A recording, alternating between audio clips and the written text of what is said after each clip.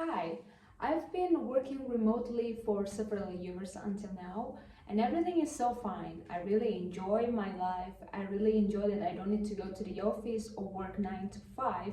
All is fine until the burnout came in. There was one moment that I felt so burnt out and unmotivated working remotely. As you work alone, there is no colleague to talk to, and everything just feels so lonely.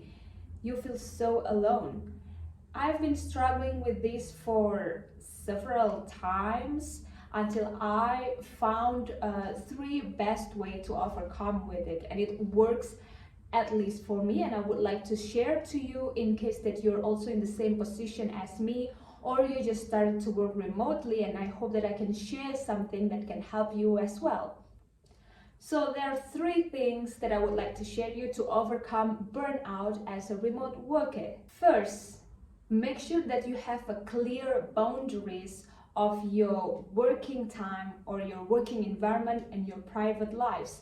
So I assume that you work from your home, so make sure that you have a clear schedule of when you need to work or when you need to go something else in your home for yourself and for social activities. So for an easy example, of course, you can choose your time, or maybe you cannot choose your time because you need to work in several hours in one time zones that is different. But the thing is trying to set the duration of your work and start to stick on that schedule.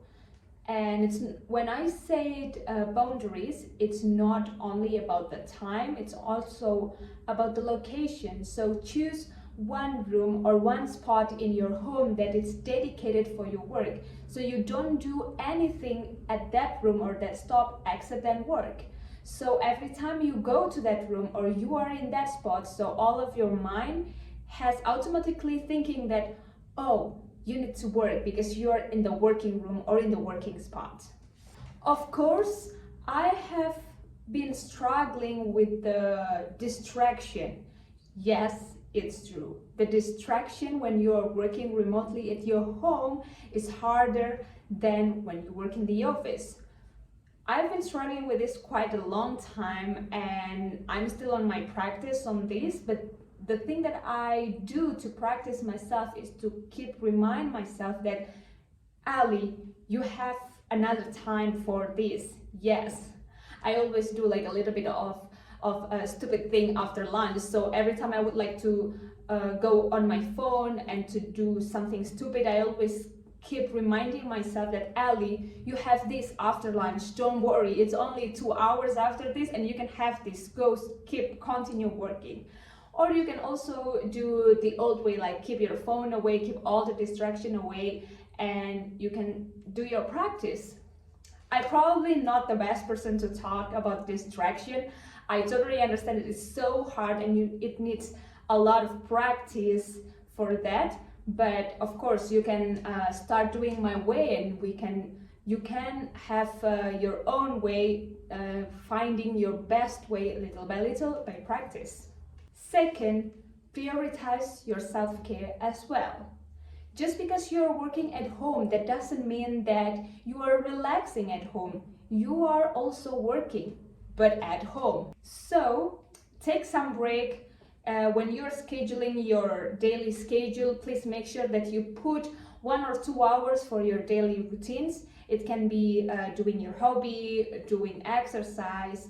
In my case, I try to do my hobby like singing or play some music in 1 or 2 hours. You can also read a book, for example, or something that is more physical, like do yoga or exercise, that you can also do it in your home. Like, for example, sometimes I'm also trying to find some times to do yoga or work out at home, and it's as easy as put your TV or your YouTube, look for some videos that is available, and you can have your exercise or yoga at home. And that is so much helpful to have a break, of a physical break in the middle of your working hour because you have been sitting for a long time, and this is what your body needs. And after that, I'm pretty sure that your body will feel more refreshed and will be more ready to continue your daily work. Third is that I'm struggling with the social interaction. Yes, at the beginning, I am so happy that I'm staying at home and I don't need to meet anyone and I don't need to get ready to meet anyone. But after a long times of working remotely, I finally realized that the social activity is quite important too.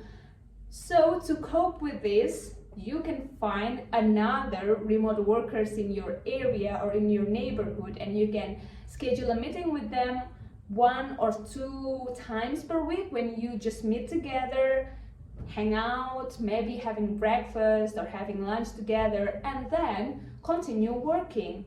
You can work from a cafe or co-working place that is that you can meet any other remote worker as well and work together just like that. You can, of course, it's not the same like you have a colleague because you cannot share your work things that you do, but it's also helpful.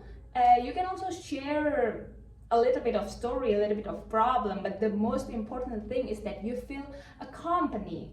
So that's what I've been doing also, that I found one friend that's working remotely as well and struggling the same thing as me.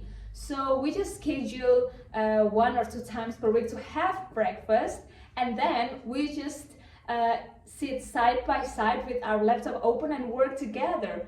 Maybe in the middle we're just having a stupid comments or something, but every time I work together with her, it's always a productive time. So this is one thing that I would like to recommend all of you, the remote workers, to trying to find a friend and to work together. Even though you are not in the same field, it doesn't matter. The thing is that you feel a company and it's so much productive. So that's all of my tips and stories for you as a remote worker. So I hope that you find this useful, and I would like to share more about my story.